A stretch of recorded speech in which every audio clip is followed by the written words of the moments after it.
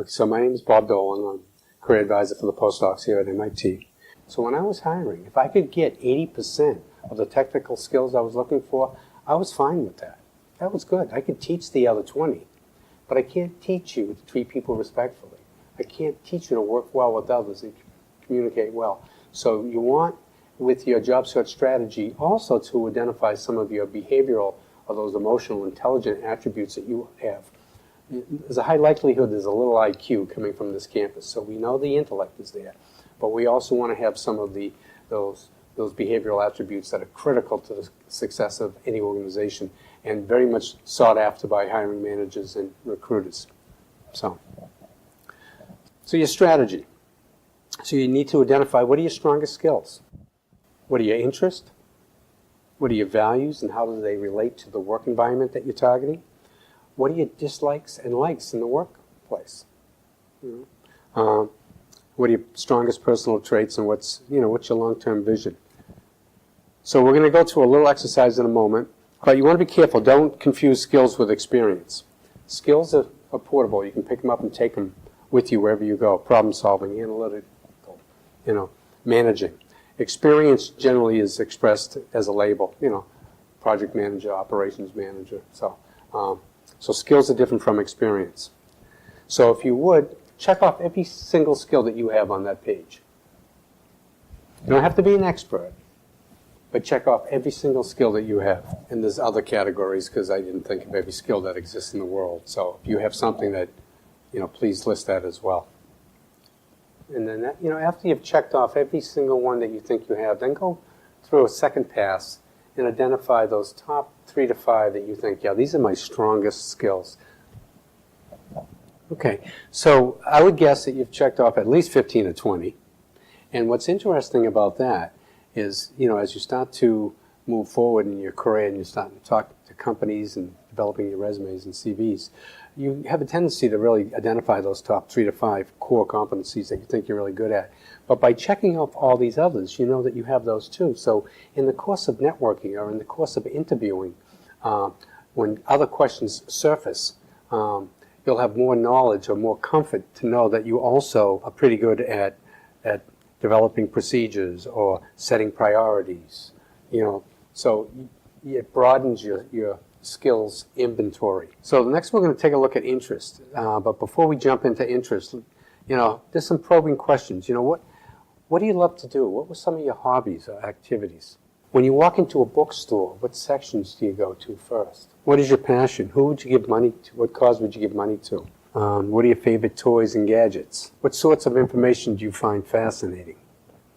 Who are your heroes? What did you dream about being when you were a child? Let's go to the second slide and do the same thing. Identify every single interest that you have, and then identify those top 3 to 5 that more closely align with you. So next we'll take a look at some of your personal characteristics. And that's personal characteristics. That's what makes you unique. How would you describe yourself, and how would others describe you? So go through and identify every single one that you have, and then second pass, identifying those top 3 to 5.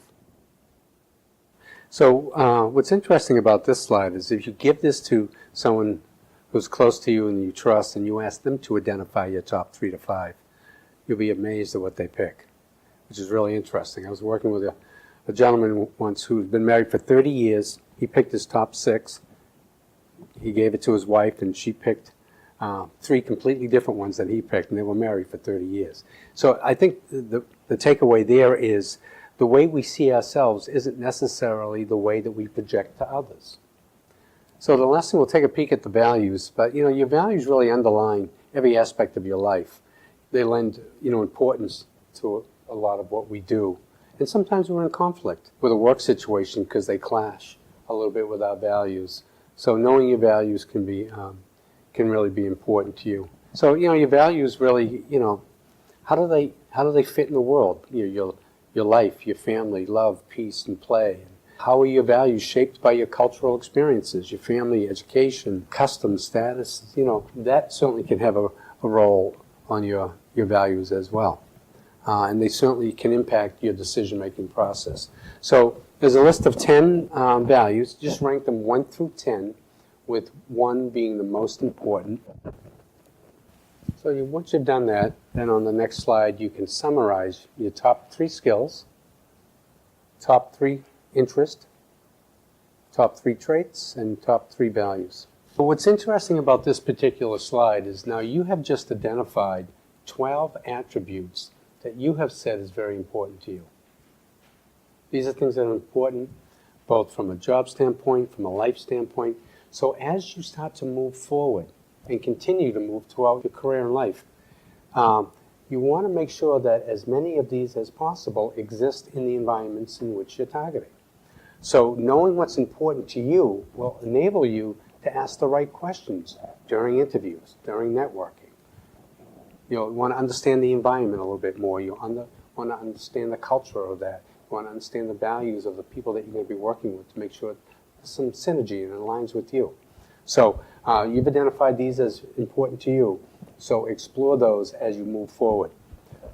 The chances of getting all 12 are probably remote, but are you okay with 8 of those, 7, 9? So you need to assess what's important to you, what's most important, but try to get as many of these attributes in your life as possible as you continue down the paths that you travel. So once you have a better sense in who you are, now you want to establish some goals. And what we call them the SMART goals. You've probably seen that acronym before. And your goals need to be specific, measurable, achievable, realistic, and time-framed. Once you have a little bit of a goal, you can establish a little bit of a job transition plan. So where am I going next? So you want to understand what you're feeling at the time you make this move. I'm graduating and I need a job, or I'm excited that I'm completing my education, or I'm scared to leave campus. I'm in denial, I'm not ready. So understand your emotion. Know where you are emotionally to make it easier for you to start to establish that plan. And then step 2 is attend a little job search strategy workshop. Do some self-assessment. Attend different employer symposiums. We have tons of employees that come on this campus all the time. And even just practice talking about yourself, even if you're not ready. It's a great opportunity to go walk up to the booth, talk to the recruiter, talk to the employer, and talk about yourself. Because again, we don't do that enough. We're not that good at talking about ourselves. And you want to start to now, within step 2, is develop your written, verbal, and virtual communication. You want to brand yourself as a professional. Written would be the resume, CVs, cover letters. Verbal would be the interviewing. Virtual would be, LinkedIn or a social media profile. So step 3 would be do your research. Start to research companies. Determine the skills that you have and where they fit in the marketplace. Start to create a list of contacts for networking. Set up some informational interview. Talk to people in your targeted field who have been there for a while. We have the alumni database has over 5,000 alumni who have volunteered to be advisors to anyone that reaches out to them. And they're across every discipline, every industry, every state in the country, multiple countries international. Great opportunity to go talk to people. And as you start to understand what the marketplace is looking for and you understand what you can bring to the table, you want to start to frame your resume in such a way that you are linking your skills to the needs of your target audience. So step 4 would be to create your cover letter and resume. You also want to start your verbal. Set up mock interview appointments with the GECD. You all have a counselor within our department. You can come and you can practice interviewing. And it's not going to be just the technical skills. I'll ask you those difficult ones, those behavioral attributes, which are the ones that sometimes a little bit of a curveball for you. You certainly can answer the McGee questions. You got a lot of experience there. But it's more challenges that you had in the lab or conflicts with people or some of the weaknesses that you might have. Those are the more difficult ones, and you're always going to get asked those questions. So you can practice them first, so when you do face those in the future, they come out a little bit more smooth, a little bit practice. So really take advantage of the GECD office to practice that.